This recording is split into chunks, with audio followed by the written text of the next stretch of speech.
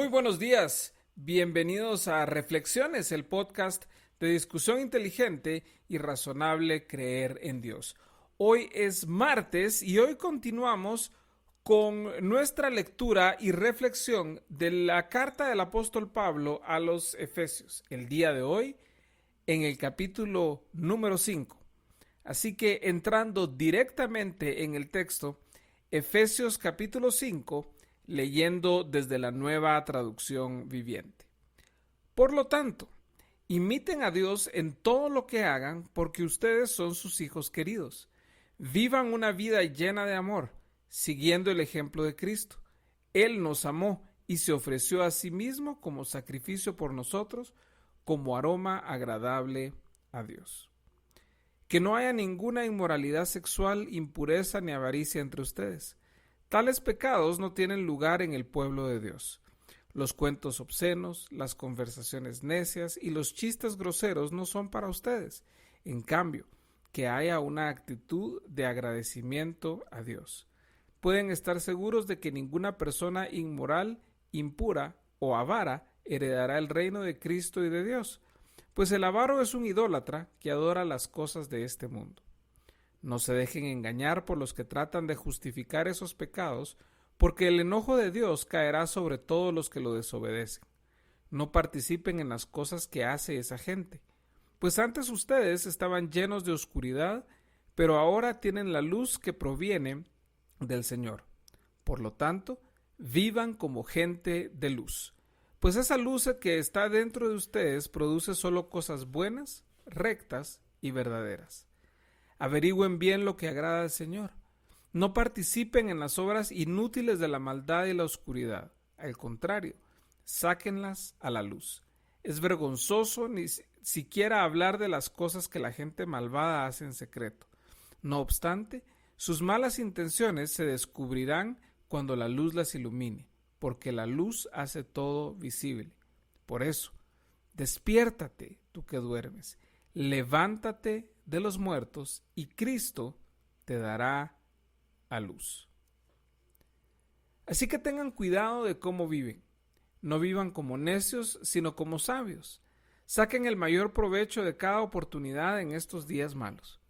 No actúen sin pensar. Más bien, procuren entender lo que el Señor quiere que hagan. No se emborrachen con vino, porque eso les arruinará la vida. En cambio, sean llenos del Espíritu Santo, cantando salmos e himnos y canciones espirituales entre ustedes, y haciendo música al Señor en el corazón, y den gracias por todo a Dios el Padre en el nombre de nuestro Señor Jesucristo. Es más, sométanse unos a otros por reverencia a Cristo. Para las esposas, eso significa someterse cada una a su marido como al Señor, porque el marido es cabeza de su esposa como Cristo es cabeza de la iglesia. Él es el salvador de su cuerpo, que es la iglesia. Así como la iglesia se somete a Cristo, de igual manera la esposa debe someterse en todo a su marido. Para los maridos eso significa: ame cada uno a su esposa tal como Cristo amó a la iglesia. Él entregó su vida por ella, a fin de hacerla santa y limpia al lavarla mediante la purificación de la palabra de Dios. Lo hizo para presentársela a sí mismo como una iglesia gloriosa, sin mancha, ni arruga, ni ningún otro defecto. Será, en cambio, santa e intachable. De la misma manera, el marido debe amar a su esposa como ama a su propio cuerpo. Pues un hombre que ama a su esposa en realidad demuestra que se ama a sí mismo. Nadie odia a su propio cuerpo, sino que lo alimenta y lo cuida, tal como Cristo lo hace por la iglesia, y nosotros somos miembros de su cuerpo. Como dicen las Escrituras, el hombre deja a su padre y a su madre y se une a su esposa, y los dos se convierten en uno solo. Eso es un gran misterio, pero ilustra la manera en que Cristo y la iglesia son uno. Por eso les repito, cada hombre debe amar a su esposa como se ama a sí mismo, y la esposa debe respetar a su marido. Pablo, en este capítulo que acabamos de terminar de leer, está ampliando lo que significa vivir en la luz. Él empezó a tratar esta idea de vivir en la luz desde el capítulo 4 que leímos el día viernes. Y aquí empieza también, o continúa más bien Pablo, a dar algunas de las implicaciones prácticas de lo que esto implica y de lo que esto significa. Por ejemplo, Pablo empieza hablando acerca de que hemos de ser imitadores de Dios en todo lo que hacemos, porque ya hemos sido hechos sus hijos. Recordemos cómo Pablo viene construyendo toda esta idea de quiénes somos en Cristo, de que somos salvos por gracia, que es un regalo de Dios. Y entonces, ahora que entendemos esto, ¿qué significa para nuestra vida? Entonces nos llama a vivir de una manera distinta, una vida llena de amor, siguiendo el ejemplo de Cristo y de amor sacrificial. Por eso dice, Él nos amó, en el verso 2, y se ofreció a sí mismo como sacrificio por nosotros. O sea, la vida en amor implica sacrificio.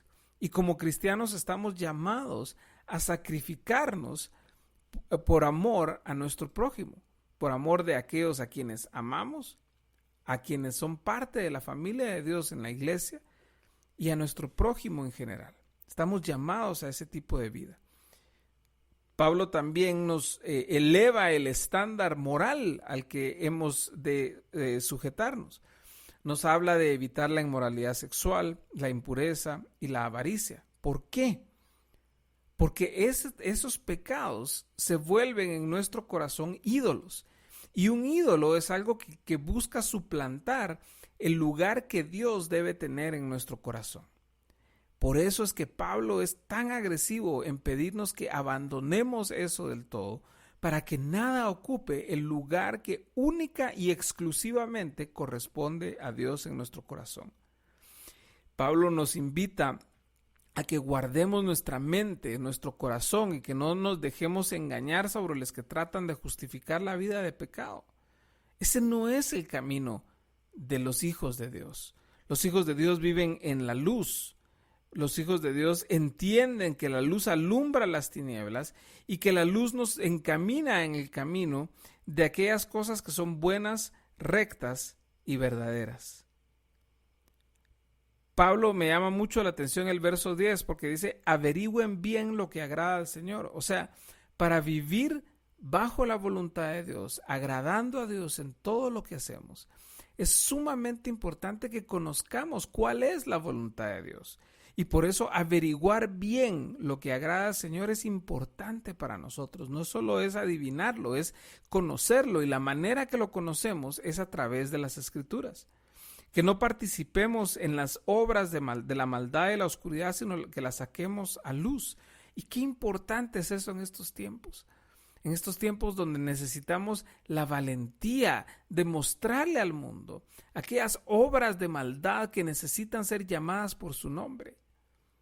Pecado, crimen, maldad, deshonestidad, corrupción, injusticia.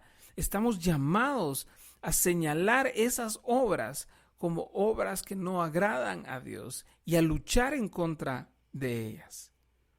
Entonces debemos vivir de esa manera diferente. Pablo nos exhorta que tengamos cuidado de cómo vivimos, que no vivamos como necios, que vivamos como sabios, que aprovechemos cada momento de vida que Dios nos da, que actuemos de manera inteligente. En el verso 17 lo vuelve a repetir, dice, más bien procuren entender lo que el Señor quiere que hagan. Que no nos dejemos llevar por las borracheras, sino que llenemos nuestra vida del Espíritu Santo, que eso renueve el contenido de nuestros corazones para que vivamos de manera agradecida delante de Dios, haciendo la obra de Dios, cumpliendo con el llamado de Dios y mostrándole al mundo la esperanza del Evangelio. De hecho, la implicación más práctica de esto es el matrimonio, y por eso Pablo continúa y en el verso 21 nos da la base para todo lo que sigue después. Es más, sométanse unos a otros por reverencia a Cristo.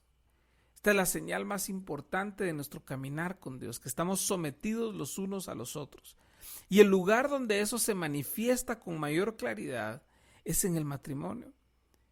Las esposas están llamadas a sujetarse a su marido, no a sujetarse a todos los hombres, sino a sujetarse a su marido, imitando de esta manera la relación que la iglesia tiene con el Señor Jesucristo, sujetadas, sometidas, bajo la autoridad del esposo, y en este caso, y el esposo que obviamente imita a Cristo en esto. Y los esposos, por supuesto, tienen el rol importantísimo de amar a su esposa como Cristo amó a la iglesia. Eso significa entrega, devoción, sacrificio, amor, ternura, gracia, perdón, tolerancia, paciencia, respeto. Significa muchísimas cosas. Los maridos están llamados a amar de esta manera a sus esposas, para que eso transforme también la vida de sus esposas, en imitación a la manera en que Cristo nos ama a nosotros. Y al imitar esta relación entre la esposa y el esposo, que busca emular aquí en la tierra la relación entre Cristo y la iglesia, los cristianos tienen la oportunidad de presentarle al mundo una imagen viva del evangelio. Cuando cuidamos nuestros matrimonios, cuando construimos, cultivamos nuestros matrimonios, le mostramos al mundo el poder del evangelio, el poder de la gracia, del amor sacrificial, de la generosidad sin esperar nada a cambio, del perdón, de la paciencia, de la tolerancia bien vivida. El matrimonio se convierte para Pablo en la manera en que Dios comunica aquí en la tierra el evangelio. Y por eso los cristianos están llamados a modelar un tipo de matrimonio diferente al que el mundo exhibe. Un matrimonio idolátrico, consumista, sujeto a las circunstancias. El matrimonio cristiano no es así, es de entrega, es de sacrificio, es de generosidad, es de ternura, es de paciencia, es de amor. Es de amor. Así que Pablo nos presenta esa gran oportunidad de modelar a través de nuestra vida matrimonial y familiar la esperanza del evangelio. Qué gran oportunidad de servir a Dios y servir al prójimo a través de esto. Los exhorto a que esta semana mediten sobre estos pasajes, a que vivan en la luz como fuimos llamados por Dios a través de esta carta de Pablo. Que su amor, su gracia, su misericordia y su paz estén con ustedes durante todo este día y el resto de la semana. El día de mañana, miércoles, si Dios nos lo permite, vamos a dar lectura al capítulo final del libro de Efesios capítulo 6. Así que les espero el día de mañana. Que el Señor esté con ustedes hoy, que tengan un maravilloso día. Mi nombre es Juan Callejas y esto fue Reflexiones, el podcast de discusión inteligente y razonable creer en Dios. Nos vemos mañana.